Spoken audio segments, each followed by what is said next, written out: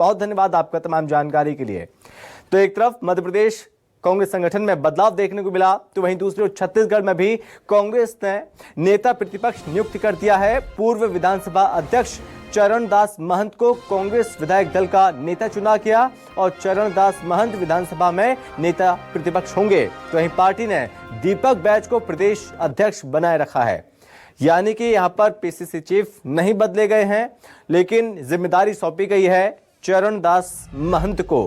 कांग्रेस संगठन में बड़ा बदलाव मध्य प्रदेश में देखने को मिला है, लेकिन जो करारी हार का सामना करना पड़ा है प्रदेश में, छत्तीसगढ़ में भी, मध्य प्रदेश में भी, उसके बाद लगातार बदलाव देखने को मिल रहा है मध्य प्रदेश में। वहीं दूसरी ओर माना जा रहा था कि बदलाव छत्तीसगढ़ में भी पार्टी संगठन में कर सकती है, लेकिन इस बीच जिम्मेदारी सौंपी गई है, कोई बदलाव नहीं किया गया।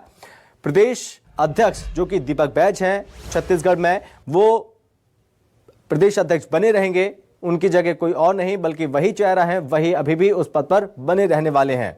हालांकि माना जा रहा था, ये सवाल पूछे जा रहे थे कि मुख्यमंत्री भूपेश बघेल को क्या जिम्मेदारी सौंपी जा सकती है, क्या वो केवल विधायक रहेंगे या पार्टी उनके लिए कुछ और सोच रही है, कुछ बड़ा पद उनको दिया जा सकता है। हालांकि इसको लेकर थोड़ा इंतजार जरूर करना पड़ेगा, लेकिन इसको लेकर अभी पत्ते आलाकमान ने नहीं खोले हैं।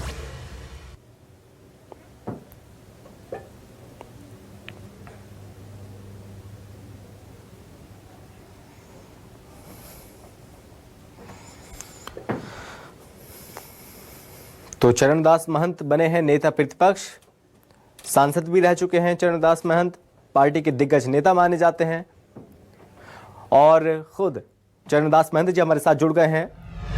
चरणदास महंत जी, बहुत स्वागत है आपका।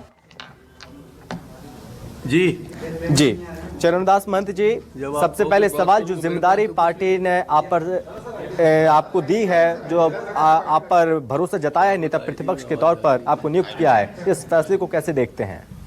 बढ़िया से नई जिम्मेदारी मिली है, कैसे देखते हैं जिम्मेदारी को? जो जिम्मेदारी मिली है उसके लिए मैं सबसे पहले हमारी नेता सोनिया जी का आभार व्यक्त करना चाहता हूँ। हमारे अध्यक्ष महोदय खड़गे साहब का आभार व्यक्त करना चाहता हूँ। राहुल जी ने विश्वास किया, इसके लिए उनका आभार व्यक्त करना चाहता हूँ। और शैलजा जी, माकन जी ने जो यहाँ आकर के सबका राय लिया और शायद उन सब ने ऐसा सोचा कि मैं इस काबिल हूँ कि ये भार उठा सकता हूँ। फिर हमारे वेणुगोपाल जी जो प्रशासन के महामंत्री हैं, सब ने मुझ पर संयुक्त रूप से जो जिम्मेदारी दी है, मैं उसके प्रति आभार व्यक्त करना चाहता हूं और उनको विश्वास दिलाना चाहता हूं जी कि उनकी जो इच्छा है कि पूरे छत्तीसगढ़ में जो एक बार पार्टी हमारी बिखर गई फिर से, उसको एक साथ जोड़ के चलें और कांग्रेस को मजबूत करें और आने वाले साल में, आने वाले 5 साल बाद भले ही सही, कांग्रेस को फिर यहाँ ला के खड़ा करें, कांग्रेस सरकार बनाएं। ये उनकी इच्छा है।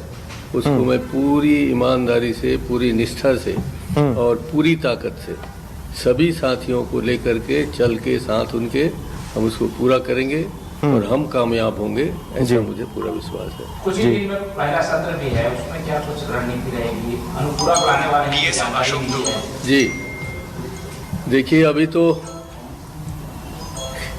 मैं कुछ कहना नहीं चाहता, आज पहला दिन है, मगर बिल्ली के भाग से सीका टूटा है, जो हमारी कहावत है उसको इन लोगों ने चरितार्थ किया है और सीका टूटते ही उनका पूरा गोटी बिखर गया है। वो अभी तक नहीं जमा पा रहे हैं कि कब शपथ होगा, कब प्रोटेम स्पीकर शपथ लेगा। इतने कम समय में जो ताबड़तोड़ उनने मचाई है और जिस तरह से बाजार में सुनने को आ रहा है कि अभी हमारे मंत्री नए लोग लिए जाएंगे, पुराने नहीं आएंगे, तो ये जो अभी वो लोग बैठे ही नहीं हैं, उनके बारे में कुछ कहना नहीं चाहता।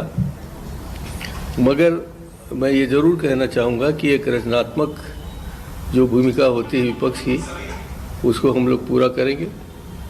जहाँ तक सकारात्मक सहयोग देने की बात है, उन सबको पूरा सहयोग देंगे और छत्तीसगढ़ के हित के लिए हम मिल के काम करेंगे। मैं कबीरपंथी रहा हूँ, कबीरपंथी हूँ, और इस नाते भी कह सकता हूँ कि हमारे में वो दुराव छिपाव कुछ नहीं होगा। जो एक आम विपक्षी दल लड़ते हैं, हम सकारात्मक भूमिका निभाएंगे, साथ देंगे। जहाँ जनहित के काम नहीं होगा उसका डट के विरोध करेंगे। जी, आपका जो मौलिक व्यवहार है बड़ा शांत है, कबीरपंथी की तरह है, नेता प्रतिपक्ष को आक्रामक होना पड़ता है, कैसा जी। मैनेज करेंगे? कबीर जी का भी व्यवहार इसी था, मगर हाथ में एक उनके लुआठी था, लौड़ी जिसको कहते हैं। अब उसको मैं पकड़ूंगा और उसको घुमाना भी सीखूंगा। और ऐसा नहीं है, मैंने लोकसभा में बहुत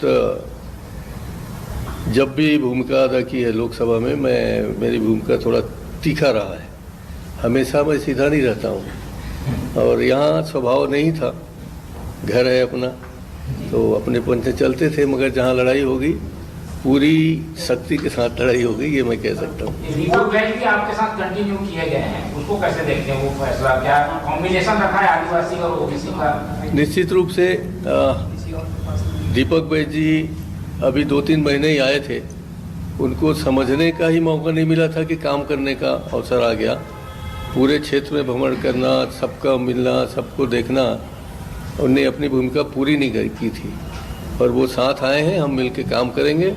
एक नौजवान आदिवासी हैं, बहुत अच्छे हैं और सोच भी अच्छी है, और बेहतर ढंग से हम दोनों मिलकर काम करेंगे। ये पूर्व विधायक लगातार बयानबाजी कर रहे हैं, निष्कासन भी हो रहा है, इस्तीफा भी हो रहा है, अब तो आपको जिम्मेदारी मिल गई है, तो उस पर क्या इनसे चर्चा होगी? अब जो बिखरे हुए लोग हैं या जो बिखर गए हैं, उनको समेटने की जवाबदारी मुझे मिली है, तो हम सब मिलजुल के एक साथ चलेंगे और मिलकर बेहतर काम करेंगे, कांग्रेस को और सुदृढ़ करेंगे।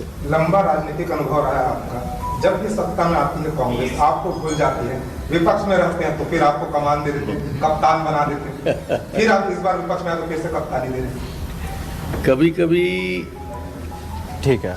और इस बीच ऐसा होता आप यहाँ है। पर सुन रहे थे चरणदास महंत को, जो कि नेता प्रतिपक्ष हैं नवनियुक्त, और दौरान तमाम सवालों के जवाब दे रहे थे। इस बीच पूर्व उप मुख्यमंत्री टी.एस. सिंहदेव जी हमारे साथ जुड़ गए हैं। टी.एस. सिंहदेव जी, बहुत स्वागत है आपका। जी प्रणाम।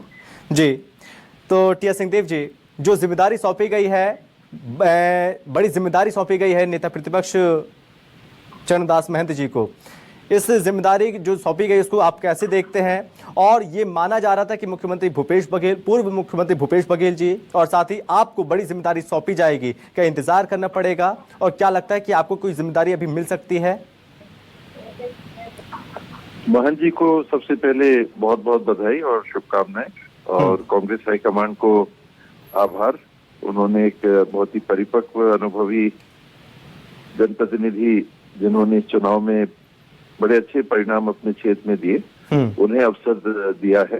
ये राज्य के भी मंत्री रह चुके हैं, केंद्र में भी मंत्री रह चुके हैं, संगठन के अध्यक्ष के रूप में कई टर्म इन्होंने समय अपना दिया है, जिम्मेदारी निभाई है जी। और आज चुनौतीपूर्ण परिस्थितियों में इन्हें विधानसभा में कांग्रेस दल के नेता के रूप में मनोनीत किया, तो उनको खूब बधाई, बहुत बहुत बधाई। जी, तो टी.एस. सिंहदेव जी, आपको भी कोई जिम्मेदारी मिलने वाली है, ऐसा मानकर चले अभी हम?